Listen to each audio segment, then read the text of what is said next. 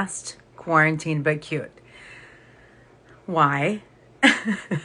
Because over the last year and some change, we have created as a community one of the most uplifting, intense, emotional, fun, and silly show that has been all because of you guys coming on here and telling your story, and to all of the viewers who come back each week to learn more about somebody.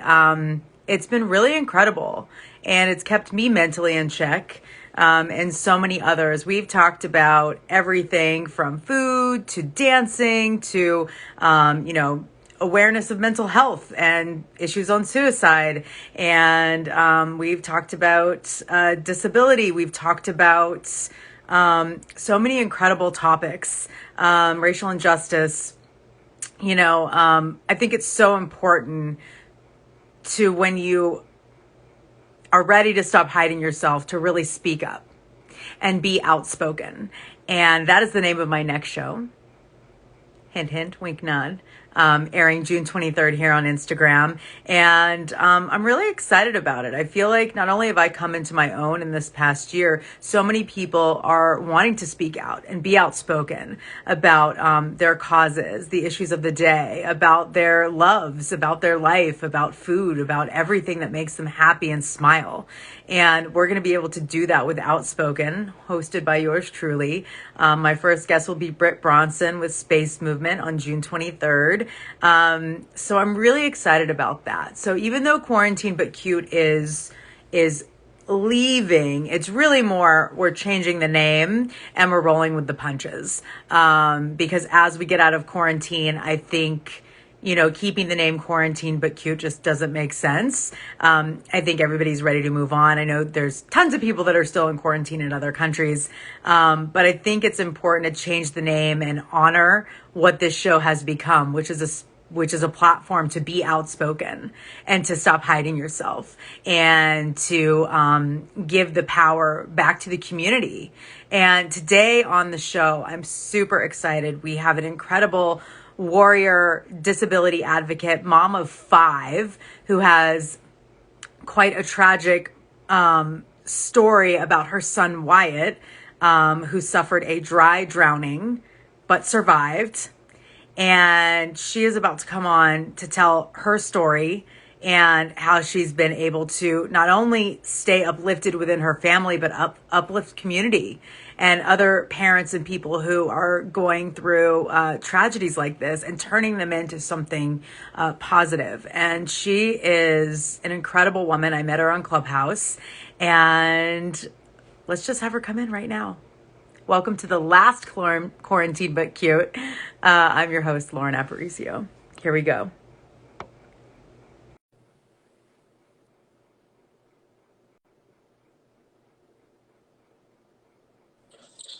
Hi. Hey! Oh my God. So good to see you. It is so exciting to be here. I love your show. I'm fangirling a little bit. I'm like, What? Stop. yay! I'll sign your boob if you want me to. Okay. So Abby, where are you in the world today? I know we met on Clubhouse, so we met in the metaverse, right? Yes. The internet verse. Where are you coming to us live from? I like your little wreath in the back. Thanks. I'm actually in my sister's house. I am in Nashville, Tennessee. Nice. Love this area. I'm from Gainesville, Florida, though. Oh, are you? Yeah, I came up to visit my niece. She's graduating high school, making me feel old. So, yeah. I was going to say, I feel really old right now. Yeah. Class of 2001. Hi. Oh, well, I'm not even going to say mine then. Whatever. You look fabulous. Thank you. So before we get into everything, I think it's important to talk about quarantine, since this is the last Quarantine But Cute. How has this last year affected you? Wow. Well, that's a big question. It is a big question. Yeah, mentally, it's taken its toll. It's been really hard. I think one of the things we've had to navigate is what's true and what is like our own mind kind of spiraling out of control. Like when you don't see friends, when you don't see people, it's like, do I have good relationships? Do I have community? And the truth is, yes, I do. Yeah. And everybody was kind of thinking the same thing. So I think on a personal level, that had been hard because I feel like I just struggled with not seeing people. I'm an extrovert, and so Yeah. Oh, people me too. refuel me. Yeah. So it's been kind of hard, but for my family, we've actually done really well. I have 5 kids, so we are our I own know. community. That's why I'm asking, because like 5 children and a husband Yeah. and being in one place consistently where I'm sure your Mhm. kids are super active. Yeah. I mean, Well, we live how in did Florida, right? So our standards were really different during the quarantine. So my daughter got truth. to, yeah, my daughter got to play volleyball still, but they were masked and they had to, they did all the precautions. Thankfully, they didn't have any kind of like large scale breakouts or anything like that. So that Yeah. really helped with the kids, and our kids got to go back to school. All the schools, went back, but there's parameters and they did, Right. small groups. And so that was really nice. Summer, honestly, the beginning of the COVID quarantine was restful for us because the Hmm. American family lifestyle is insane. Like keeping up with the Joneses is like, I can't even imagine. And having 5 children, like I just think of Modern Family. Literally, I think it's the first episode where Claire, who I just played on Clubhouse because we did a Modern Family table yes, read, I saw that. she like writes in, on the Yeah. calendar all the things to do, and I'm like, do you have a calendar like that? No, I tried and I'm just not that good. So like I did like 4 days and then I was like, this is too much. So Yeah. I miss things all the time. I'm late to things. I just apologize and go on because I just What's can't. your sign? Um, Sagittarius. Huh. I was But gonna be like Libra. My mom and my 2 best friends are Libras, and they're late to everything, and they basically just like do things and ask for forgiveness later, and yeah, they're just never on time. And I'm like, that's just such a Libra thing. I'm a yeah. Leo. I'm very punctual. I like to be punctual, but my children have molded me into someone else at times. So you just kind of just like, it is what it is. So Oh my God, I love it. So you were able to chill out, yeah. and so quarantine was like a way to build your family differently, maybe. Yeah, we just got to get back to the roots of like what matters to us as a family. How Yeah. we got to process like what does anxiety look like. Like some of our kids went through that. The idea of like going back to school and like just there was the election during this time. I mean, Right. it was tense. Yeah. There was a lot going on. Our community did take it very serious and shut everything down. And so um although we were enjoying, I mean, we live in Florida, we happened to have like the best weather ever when it started. Like, so it was really nice for a while, but You're it like, did it's not take, even real. It's not even yeah. happening. I mean, we're going like, yeah, went outside on walks and stuff, but we learned how to process things, how to notice triggers in our family. Like when we're about to like, this is too much. We need a break. We need something different. And That's we found good. ways around things. So it was a very good exploratory time too. And you don't often get that time to stop and be like, this is too much for me. And so No. that's when all of a sudden, kids explode. They lash out because Mm-hmm. they don't take that time to pause. I know Yeah. I was like that, but I was very recluse, only child until I Mm-hmm. found the fact that I had siblings much later in my life. That's a Mm. whole other story. That's a Um, show. and my father. That's a whole other thing. I'll probably talk about that on Outspoken, which for anybody watching that's been watching Quarantine But Cute, it's basically Quarantine But Cute, but it's called Outspoken. But it will be bigger, I you will know? watch that show. You've done Yeah. such a great job. I love watching Thank you you. host your shows. So Thank you. I'm so happy to have you on here. Now, I know we're about to like turn in a minute and talk about some pretty heavy stuff, Mhm. but I just want to appreciate you for coming on. I love, you're like a relentless warrior. How do you keep it together? What keeps you going? My And how do you community, not keep it together? That's okay too. yeah, like I don't always have it together. So I don't want anybody that knows me that's watching is like, does she? Um, You know what I mean, though? Like, how do you keep inspiration, in Yeah. your life with all the duties and then trying to be a mom and trying to just be Yeah. you?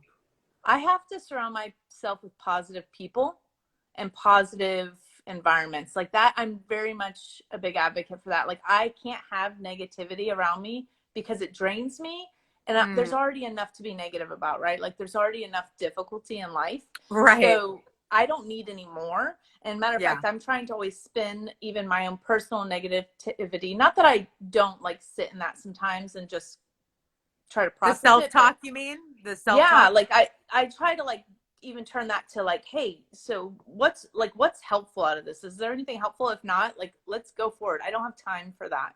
Not that I make it sound like I do that right all the time. I don't do that right all No, the of time. course. Just being real But about it. yeah, but I just I want to have joy. Like, I want to have a happy Yeah. life. Like, I want to end my life and be like, that was good.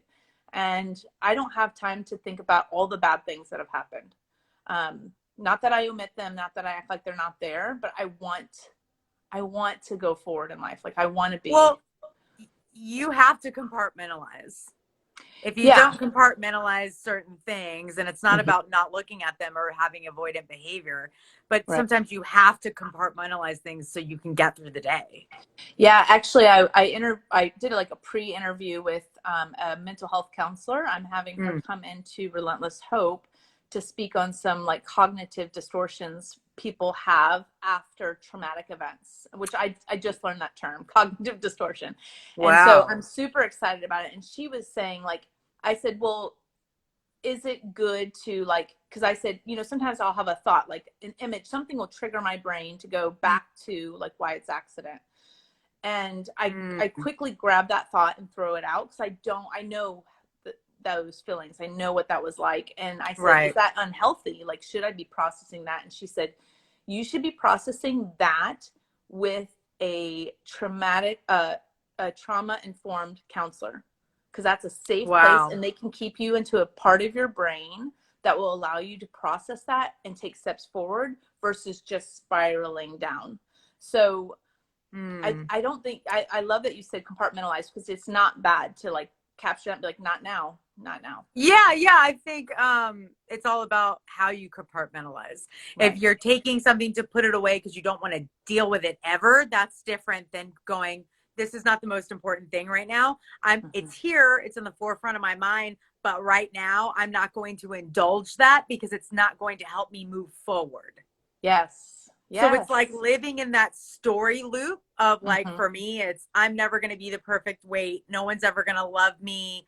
And I'm not going to be successful because I just want to be lazy sometimes. And if I stop, people will forget about me. Mm-hmm. That's literally how I think. And Yeah. the thing is that's never going to go away, right? Mm-hmm. Because our brains are wired because they're wired to be fearful, right? To protect Right. us from dying, Right. to literally protect us. Mm-hmm. So the mind is a very powerful thing. Yeah. And if you don't figure out how to control the negative thoughts to the best of your ability, like it will take over you. The negative thoughts are going to come. I'm not Mm-hmm. saying don't have them. They're always going to come. It's the way the brain works. Right. They're always going to be there with you, right? That's why you always see the devil and the angel, Yeah. right? Yeah. In all the characters. Like it's not about getting rid of, Mm-hmm. it's about balance with it, right? Right. So I Yeah. And think just knowing when you the can time and embrace it, you can place. get through it. Yeah. The time and place. Yeah. If Yeah. you want to be in a healthy environment to be able to process that, and you want to be around people, like, you have to be careful about who you, not careful, like I'm very big about being transparent. We Yeah. try to be as transparent as possible, but when I'm putting myself out there, I try to be around people that will hold me to like a standard of the life I want, like, as in like Yes. they're gonna like help me say, you're not gonna stay here, like you can go down there and I'll go down there with you, but we're gonna get you back up, Right. and you got to go forward. And so like putting those people around you that kind of just spur you forward in a healthy way, I think is really important, because Yeah, I that think that's what uh, quarantine did. What were you saying? I was just gonna say, because that loop is hard, right? Like, it is, you're Oh exactly yeah. right. Like, our brains are I mean, the mind is powerful. So it's so powerful. And I think like I got to the point where I woke up one day and I was sick and tired of being sick and tired. My favorite Dumb and Dumber quote, right? Jim Carrey says that.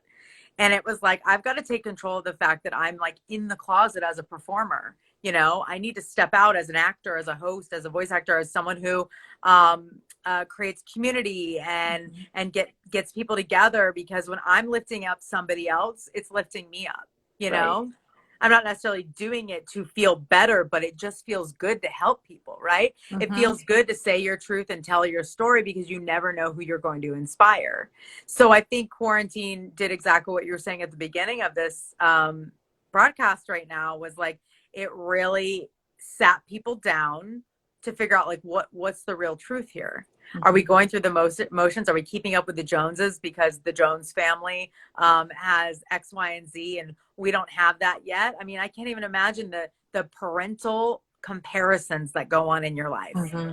with the kid that has this bike versus your kid that has that bike. Right. You know, the products, all the things. Like, I'm sure that's nerve wracking. On top of somebody who is dealing and thriving with a child who Mm-hmm. happens to have a disability because of a near tragic incident, right? Mm-hmm.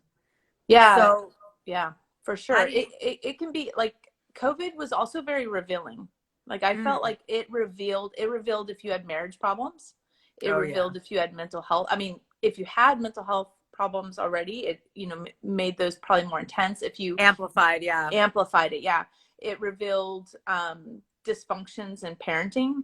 Like it was which was healthy, right? Because when you bring things yeah. to the light, then you can work them out. And so, Well, because you stopped, right? You right. stopped. You Mm-hmm. couldn't run away from it. For the Right. first time, I couldn't actually, I mean, I moved from New York, but I waited like a year. I just had my place in New York, but I couldn't just pack up and be like, well, I'm going to go to LA again. Like, Yeah. it was more like stop, pause, like stop, drop, and roll. It was Right. more just like stop, drop, and namaste, you Yeah. know? Yeah. Yeah. Exactly. Yeah. It was. But It you were was. It saying, was. It was hard but good. Hard but good. Not. Obviously, the national pandemic was awful. yeah. But Well, and it's the still happening. right. Right. Yeah. Right. But the slowness of life was needed and necessary, and I'm thankful for that. Yeah, me too. I'm very grateful. So, before we get into Wyatt's story, why don't we talk about Relentless Hope since you already brought it up? Yeah. And let's talk about what's going on with that and how other people can join and be a part of it. Because having a support group, no matter what it's for, I think is Mhm. vital to just getting not through life, but Mhm. thriving in life, right? Thriving. Yes. Collaboration, community, support. I want to be really careful about my words. Mhm. So let's talk about this group that's on Facebook. Yeah, so I created a community called Relentless Hope, and the thought behind the name was exactly that. In when you have a child with extra needs or disabilities or a diagnosis, you have to be relentless in your pursuit of hope for them. Mm, And so I wanted to create a community that was positive. That's really, really important to me. Like I said, especially in our communities with children that are going through traumatic situations, whether it's from birth mm, or it's just maybe their world is different than ours. we yeah. we have to overcome so many things that maybe your neurotypical family doesn't have to. And so I created this group. I wasn't really sure. As a matter of fact, at a clubhouse, this group was birthed because I came into rooms that you were in and other people were in, and Yeah. I was telling my story and I was sharing about some holistic ways that my son got off some medicines, and I was like really excited about all that. And somebody just said, why don't you just put that all in a community? And I was like, it blew my mind. So Relentless Hope is a little bit different than a typical support community. Its purpose and function is to provide education, resources, and information, and front row access to experts in their field. And Yeah. so I have like Fabulous Foundation Friday where people come in and we post foundations where people can get medical equipment for free, medical reimbursements. Wow. They can get respite care. That's one of the ones that I'm talking about tomorrow, and it's all covered. I can't tell you, like, if you don't have certain, if you have private insurance too, like you're raked over the coals. If you have public insurance, there's so many things you can't get your hands on, and you want these things for your kids. And so Right. to know that there's one place, Relentless Hope, that you can come, you can find out all the top funding. You can find out grants. You can listen to experts that you normally would have had to sit down and have their services before you could have these conversations. It's all in one place for these families. And so that's my heart behind it. When did you start that? 6 weeks ago. Yeah. Whoa. Yeah. I I thought don't you even had know been if you doing really knew about it. Yeah, because I met you before then, I think, on Clubhouse, and you have over 320 members right now active. Yeah. And that's a lot in 6 weeks. Like, people need what you just put out. That's amazing. Yeah, I'm pretty pumped about it.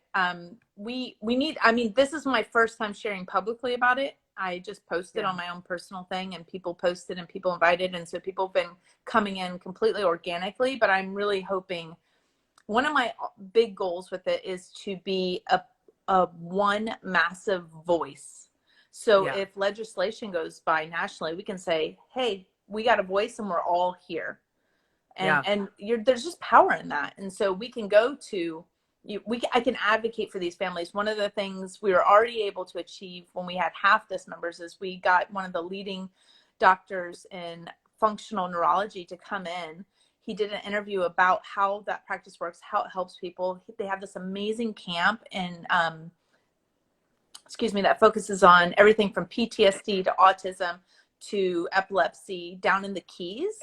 Oh, And wow. we Ooh. were able to get $1,000 off of anybody that's in Relentless Hope. When they go to that camp, they get What? $1,000 off. That's a And lot. that's a ton. That's somebody's therapy for a month and a half. That Wow. allows their family to maybe take a vacation because they didn't have to spend that $1,000 at that necessary therapy. Oh, So I have cold chills. Oh my yay! God. And I love that's, chills. that's just so amazing. Like, I think like the importance of this show and like what I've been doing is just showing people that they have the power, right? Right. And you came on, you shared your story on Clubhouse, and look what it opened up. It was already in you. It was already there. Yeah. Yeah. And just It's everything you need is in you.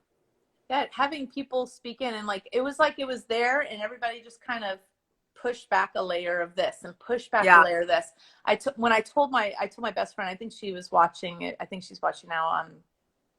I told her the idea, and she started to cry. She was like, "That's it. I That's the almost thing." started to cry. I was like, I didn't realize I thought you'd been doing this for like years. No, you know what? I feel very blessed to know the people, the professionals I do.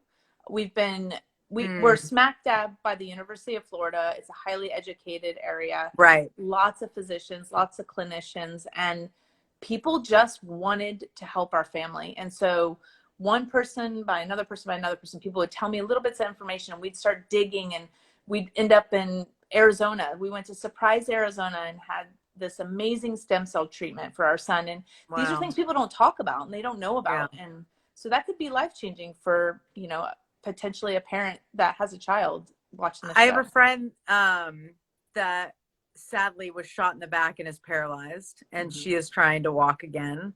And I wonder if stem cell is that something Yeah, for there's people? people doing, I'll give my disclaimer. I'm not a doctor.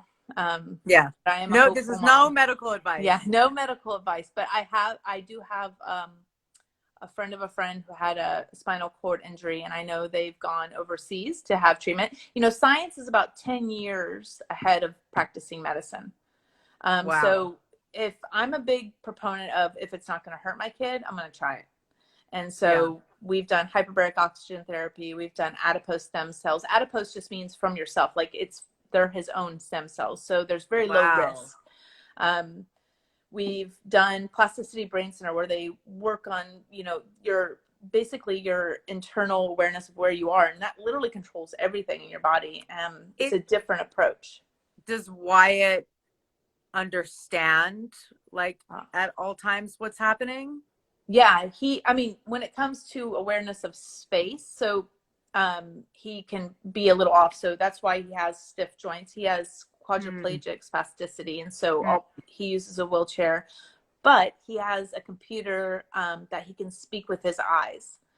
And What? so, yeah, like Stephen Hawking, you remember Yeah, anybody? that's Yeah. amazing Yeah. And though. so Wow. he's developing that. He's in the midst. He just put together his first sentence this week saying, I want more. And to his therapist, they were playing a game and he told her, I want more, and went to the appropriate blocks. And so, What? yeah, That's huge, Abby. yeah, he got 80% on his math test, like just showing, showing his answers. And he has to do it all with his eyes. So it's not like he can sit down and write down, like, Right. figure out the equation. He's in second grade. And I'm What? so proud of him. He's the hardest working kid I know. Is he 8? 8, yeah. 8. 8, He's 8. Okay. second grade, yeah. So let's get into Wyatt's story because this is a very powerful story. Mm-hmm. What happened? So, we moved to Gainesville in 2014. My husband's a pastor, and we started a church called Shift Church. And we had just had our first Easter celebration, and we were having our staff meeting, getting kids ready for just different activities they had. My then 4-year-old, who's now 12, Wow. he was getting ready for his spring recital, put on a cute little outfit, and he was actually frustrated with Wyatt because Wyatt kept he cleaned up, and then Wyatt came in. He's 18 months, knocked everything over, made a big mess. And I was like, don't worry about it. Leave the mess. Just go get dressed. And Wyatt was in the room playing blocks. And then my husband came in the house, and we couldn't find Wyatt. And we still to this day can't figure out how he unlocked the door because it was locked when we went to go get him. And he was 18 months at the time, just so 18 months. So he's toddling. Wyatt is a fireball. Anybody that knew him, he was sassy and just adorable and had this really big, big, wide nose that I loved so much, and I still love. But he was mischievous, very mischievous. And yeah. he had got through our doggy door, got out to the fence. There was a break in the fence, got in, and he fell into the pool. My husband had come home minutes later. We went looking for him because the doors were locked, so we weren't expecting him to be outside. And Right. My husband saw him and jumped him. We began CPR. We couldn't get him revived. I actually did the CPR myself. My husband called 911. We couldn't get him revived. And then we were very blessed that our EMT, the fire department, happened to have a call that was like a false call. They would have normally been like 20 minutes away. They were there in 3 minutes because they were right down the street. Wow. The call was nothing. And so they drove in, they began their thing, and I just began to pray. And I actually rode in the front with the ambulance. We got to the hospital. They took me to like a waiting room, and Wyatt was in the back room. You tell a story 8 years and you think you get it together, and just sometimes. Okay. The nurse came in, and I remember this very distinctly because I was soaking wet, had no shoes on, 7 months pregnant with my 5th child, Luke. And I was actually on the floor just praying, begging God to bring him back. She came in the room and she said, if your son's not doing well, and I began to lose it. Thank you, Tori. And she said, if you don't pull it together, you're not going in the room to say goodbye. And so I immediately stood up and pulled it together, and she walked me into the room. The doctor told me later that they had already stopped working on Wyatt. They'd called it, and he told the guy who was doing chest compressions, when mom do chest compressions, when mom comes in, stop. I guess that's a protocol they do so that she knows that he's gone. Okay. So when I walked in, I don't know how many people. It felt like 100 people in the room, but there's probably 10 or 15. The guy stopped doing chest compressions, and I began to scream, don't stop, don't stop. And I just cried out, like, Jesus, save my baby. And Dr. Bunalai said, show her the heart. Because I guess they had put gel to see if Wyatt's heart was beating. They had checked and couldn't find a heartbeat. And so they had a monitor right there. And so He They put, have to do that because he's so young, because he was 18 months. I think they were just double checking everything. I mean, they had pumped him with drugs. They had done CPR for 40 minutes and hadn't Wow. resuscitated him. That's a Um, long time on such it's a a small long time. child. Yeah, it's longer than they normally go. Oh, yeah. Matter of fact, a doctor in rehab after we left said she doesn't even know why they went 9 rounds. Like, they don't do that. Mm-hmm. I know why though. But he put the monitor on the heart, and I looked at the screen, and I saw a beating heart. And immediately they swarmed on him. I was out of the room. They had never seen this in 17 years before and since. At least I've been told by professionals there, they had never seen this happen. And so they brought him after, I have no idea how long it was. It could have been hours. It could have been minutes. They brought him up to the PICU. I'm sure it was hours, but they told us there's a good chance he doesn't survive the night. Then he did. And then they said, well, there's a good chance. Now he's not conscious at this point. He's unconscious, and they have him on a cold bed because they're trying to keep swelling and things down in his body. They said he probably won't last 3 days. And then he did. And slowly and steadily, his body started to come on. His kidneys weren't working. They said his brain had global brain loss, and Global brain loss means not it's loss. Sorry, global brain damage. It means the meaning entire just brain. The entire completely brain was damaged. Yeah. no function. Well, there was function as in brainwaves, as in he was alive, but it was Right. minimal. Well, it was minimal. Yeah, minimal. but being able to communicate was not there. Yeah. No, he wasn't awake. He was in a minimally conscious state at best. Wow. Like his eyes were open, but they weren't open. You know, he didn't. And you were see 7 months pregnant at the time? I was 7 months pregnant. Yeah. Wow. He was intubated, tubes in his throat. He was eating through a tube. And it was just one thing after another. We had hope, right? Our community. And when I tell Wyatt's story, I try to remind people that it wasn't like I was this faith-filled, like powerful woman. It was like, I was crumbled. I was just destroyed. I saw my son dead. And he was miraculously brought back to life. And my community, when I couldn't walk, my community walked for me. And that is such a beautiful thing. To have that. Wow, So, Abby. it was really our saving grace. We were in the PICU for 50 days. When we left the PICU, they said Wyatt didn't have a swallow, would never laugh. That part of his brain that controlled humor and emotions and all those things was gone on the MRI. They didn't see any of those things. They told us to, hope, but expect the worst. And Right. We just knew there was more. And so we went through the rehab, which was very short because they said he wasn't really present. And so just go home and this will be. But then I started to meet people on. Yeah, that's pretty dismal to say just go home and like we can't do anything. Yeah. So what were they expecting you to do? Just put him in a wheelchair and feed him? Well, they just hold them. Just they don't give you a manual, and they do the best, but it's just like, this is it. Sorry. That's insane to me. And I just wanted to point that out. Like, also, had you not looked at the heart beating, they probably would have stopped. So you saw that. Yeah. Well, and they had checked once, and it wasn't beating. But then you saw it. And then the doctor put the thing on. I looked up. No, I mean, we all heard it. As soon as you all heard it. Okay. Yeah. He did this to show me that Wyatt was gone, is what he later told me. So had he not done that, we might have never known, or maybe, who knows? Who knows when his heart came on? Who knows? I'm just so thankful that it did, right? Yeah, wow. And I'm so thankful that the doctor, he just happened to be the most well-versed doctor in what he was doing. And so to have him look again, to give me that moment, as a mother, what an empathetic doctor. I'm sure you all still stay in touch.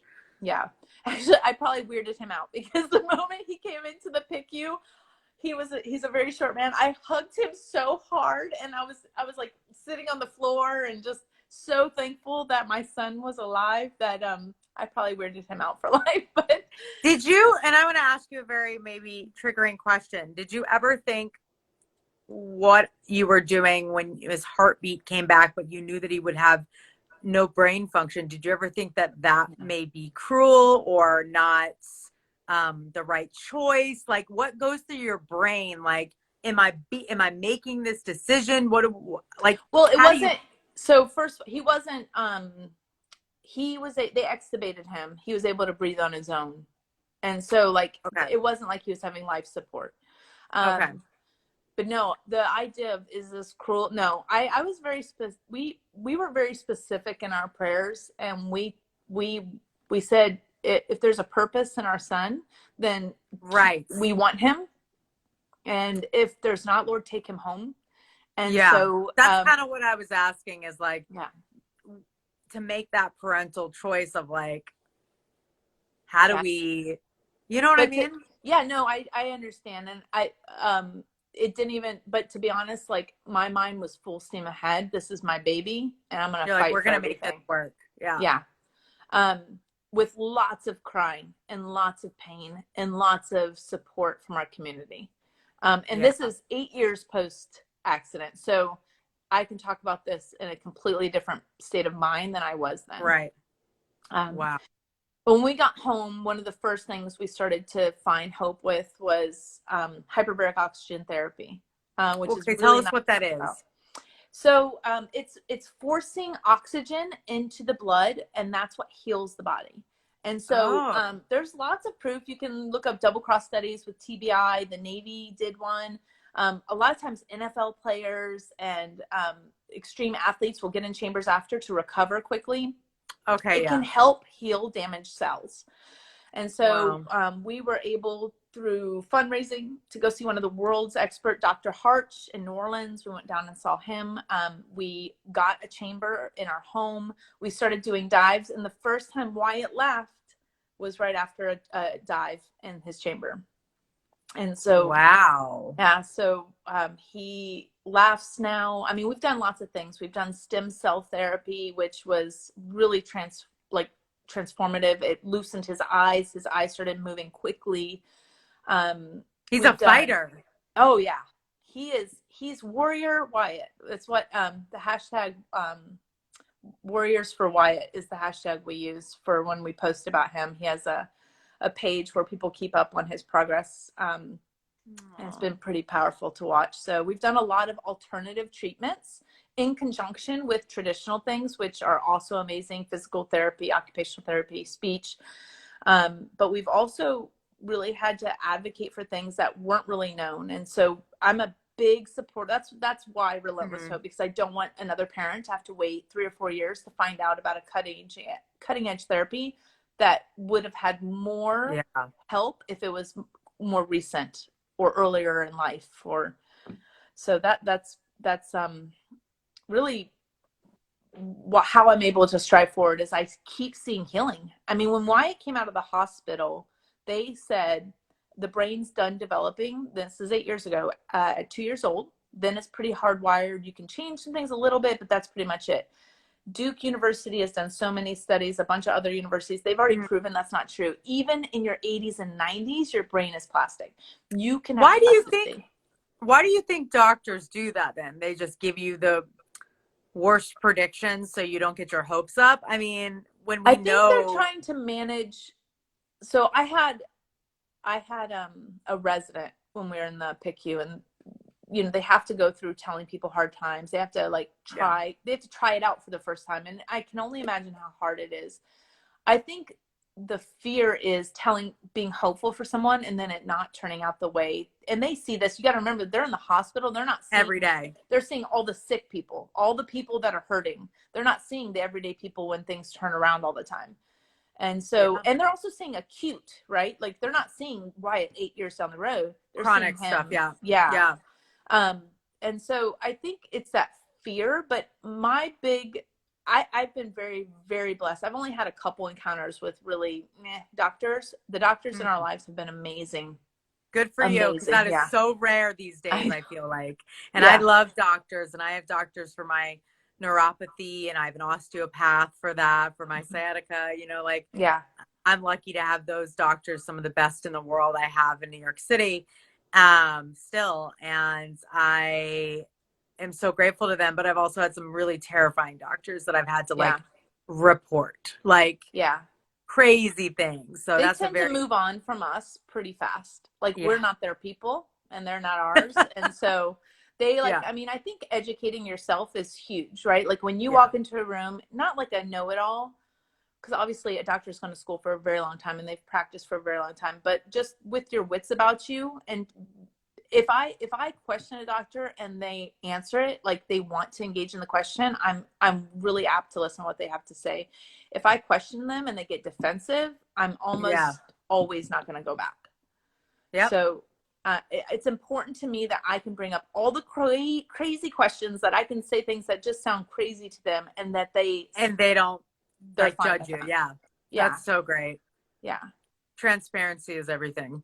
yes. Um, so now, 8 years later, Wyatt's made incredible progress. You said he Mhm. just like communicated his first sentence. Yeah, his first full sentence. Yeah, And so, yeah, what are your hopes and sort of realistic expectations going forward? Or do you not even think that way? Because I feel like miracles have happened yeah. and you guys are living proof of that. Hmm. Um, so, obviously, you're never going to give up and you're always going to advocate for Wyatt and for others. And do you feel like this has given you a new purpose, an additional purpose in life? Yeah, my realistic expectations have already been surpassed. Like when you talk about Yeah, realistically, that stopped about 6 months post injury, and so all my hopes are already lofty and like big, and I'm really glad with that. Like I'm okay with that. I want him to have independence. I want him, thank yeah, the Lord for technology. I mean, can you imagine being stuck in your body? Could you imagine Stephen Hawking's, the brilliance in his mind, being stuck in his body? I Like know. we can talk now. No, I We can't we imagine it. we know that he's smart. We know he told like one of the first, she just created a feelings page for him, which I so love. And she put like 12 feelings that he could tell her, what are you feeling right now in therapy? And Oh, the I one he love picked that. was bored. I'm feeling bored. And she's like, just don't say bored. And that was the one he Oh said. my, And but I he's, love that he said that. That's oh huge. yeah. And he has a sense of humor, and he told us he was frustrated. And although that sucks to hear as a parent, like I don't want my son to feel frustrated and bored, and but I was Right, of so glad course. he was able to articulate it. So I mean, my hopes is independence and healing, and just, I mean, I want my son to live a full life, and that's my hopes. Where we're at is like every little win counts. And Yes. if he is having a great day and improves with his swallowing, that's a win. That's a win, and we celebrate Oh, those things. If he yeah. paid attention in class and didn't melt down, that's a win. Like, these are things we celebrate, the small things. We try not to take anything for granted. We know how short and precious life is. But yeah, that's really my hopes for Wyatt, is to live a full, healthy, independent life. And if it's tiny step by tiny step by tiny step, we'll take it. No matter how long it takes. Purpose. Yeah, I when I think about what's happened with Relentless Hope and like how many people have been able to benefit So already. So quickly. I'm hoping for thousands. Like I want to fill this group with such a loud voice that if Congress has something on the table and we speak up, things move. I mean, I'm That's my telling hope. everybody about it. I just told my best friend Maya. I mean, she hopefully will be coming on the show when I do Outspoken to talk about her horrific, horrific experience, Yeah, being shot in the back and then paralyzed. But she was just walking her dogs in Nashville. that's in Nashville. They went on a shooting spree. Wow. And, like, I think, as we said at the top of this, was, as you know, your community helped you walk, right, Mm-hmm. through all of this, and Yeah. really cushioned you and has been your support and continues to be your support. And I want my friends, disabilities, no disabilities, whatever, to just Right. be able to come to a safe space and community where someone always has your back. Yeah. I think that's what we're trying to create here. You, me, Clubhouse, our individual shows, our individual clubs, our individual things we advocate for.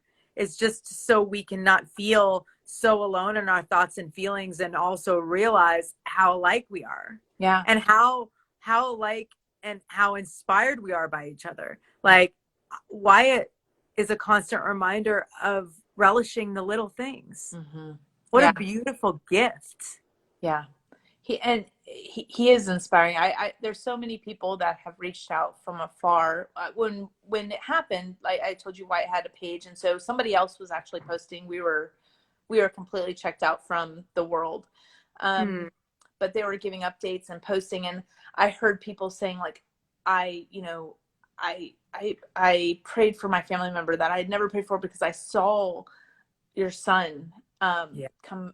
come back to life, and I saw your hope, and I'm not discouraged anymore. And it wasn't, I always try to leave it like it wasn't me, like by myself, because I was a mess. Anybody that Yeah. walked into that PICU room saw that there was days they literally had to pick me up off the floor, but it was that collective I think we're designed for community.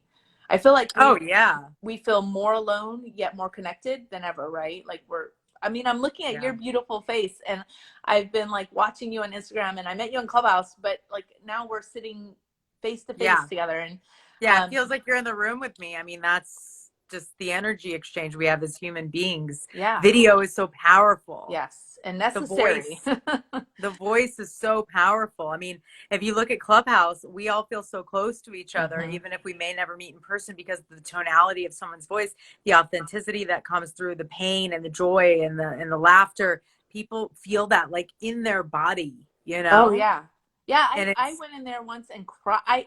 So you're I in cry all all the. the time on Clubhouse. Oh yeah, it's hard not to. You hear these powerful stories, or something triggers you, or they say something and reminds you of something, and you're like, I sit in. So I'm not an actress. I don't know if you could tell, but I'm not an I actress. mean, you could be. You're quite extraordinary. So don't sell yourself short, Yeah, Miss I would T. love to. One day I'll pretend. I've always wanted to like walk into one of those rooms and pretend like I'm an actress. Like, oh yeah, I'll Do be it. this. I should just be like, and just do it, and you guys would be like, where'd you get your training? I mean, that's the thing. I've only been doing it like professionally for 5 years, but I started out doing it when I was younger. And it's sure it's fake it till you make it somewhat, but I had to go. I'm glad I waited because I had a lot of things I had to unpack and Yeah. peel that onion more and really, take my experiences and not be afraid to share them, no matter like Oh yeah. what the effect was. And it's helped me become a better actor because I can bring myself to the character fully and I don't have to be in character, even though I'm Right. in character. I'm bringing me to it. My acting coach always says, no one wants to see actors act. They want to see you. And it's the Yeah. same way, whether you're hosting, whether you're advocating for something, whether you're fundraising, Mm-hmm. you can do a little song and dance and marketing thing, but no one cares about that. They Right. want to hear you and your story and your truth, and that will resonate. That is what will connect. Yeah. Well, that's what And only you have that's. your story. Only I Yeah. have my story. Exactly. Exactly. That's why large brands hire people like LeBron James and Michael Jordan, and because they want their story, they want their face. Yeah. Because yeah, people's stories are inspiring. You're inspiring. I like sitting in the rooms and laughing sometimes at just the funny, because I'm always in like really serious rooms, Yeah, and yeah. I have to to get in the funny rooms too. yeah, you just got to get in there and like just listen sometimes and laugh at how funny and how witty people are. I just take a back seat and just soak it all up. So yeah. Well, I think that you guys are going to do big things, and Wyatt's already doing huge things, and your family's so supportive. And I know the brothers and sisters Yeah. are, well, there's one daughter, right? One sister, yeah. One sister. And everybody's so supportive and loving on him. And what an amazing family that you have. Like, Oh, you all are very lucky. And I'm so happy that Wyatt is thriving, right? yeah. He's Yeah. thriving to be He's able to thriving. do the things that he is accomplished is incredible. And if you guys want to know more about Abby's story and Wyatt, you can go to her Instagram. You can also join Relentless Hope. It is a space for people who are not just advocating for people with disabilities, but their family members may have someone that has a disability or themselves, and helping people come together to have this giant forum and group of people move forward to make sure legislation and places are more accessible and equipment's cheaper and vacations can be had and people can spend time with their loved ones and not worry about money so much and just live in the moment. Like, what an incredible thing that you've created, Abby. Thank you. I'm very, very excited about it. I can't wait to see it continue to grow and to get some. We had like one of the top doctors in the world in there interviewed recently. Wow. And so I'm sorry, clinicians. I'm really, really excited about the potential and the impact. So yeah, if anybody's interested, go to the link in my bio. It takes you to a website. You put your email in and it'll take you right to the group. So. Well, I'm going to join because I have friends with disabilities. My youngest sister is autistic. And I think just, having a group where people feel accepted and heard is so important. So wherever that community is for you guys in the world, find it, be a part of it. If you can't find the right community, make your own. Yeah. If you build it, they will come. Yes. Abby did it. I've done it. Yep. And you can do it. So this is the very last episode of Quarantine But Cute. It is now going to be called Outspoken. I'm so happy that you were able to come on. You'll have to come on again and give us like an update of what's going on. Absolutely. And you're super inspiring to so many of us. And before we leave, if you have any sort of inspirational tip or thing you like to say to keep going, something you want to leave with our viewers, like what's an Abbyism? Hope never killed anyone. I tell that to doctors all the time. Hope never killed anyone. A lack of hope can. So be hopeful, go forward, take every breath moment by moment, and there's always hope. I love it. That's it. Thank you so much for being here. Thank you to all my fans and supporters for watching Quarantine But Cute for over a year now. But don't worry, you can't get rid of me yet. I'll see you guys with Outspoken, my new show here on Instagram. Hopefully on YouTube one day. Hopefully on a network one day. It's been good. And I'm so happy that you were my last guest on Quarantine But Cute. And there's so much to look forward to. So we can always hope because it's going to happen. I believe in it. Thank you so much. All right. Thanks so much, Lauren. This was wonderful. You're amazing. Keep going. Bye, everybody. Thank you so much.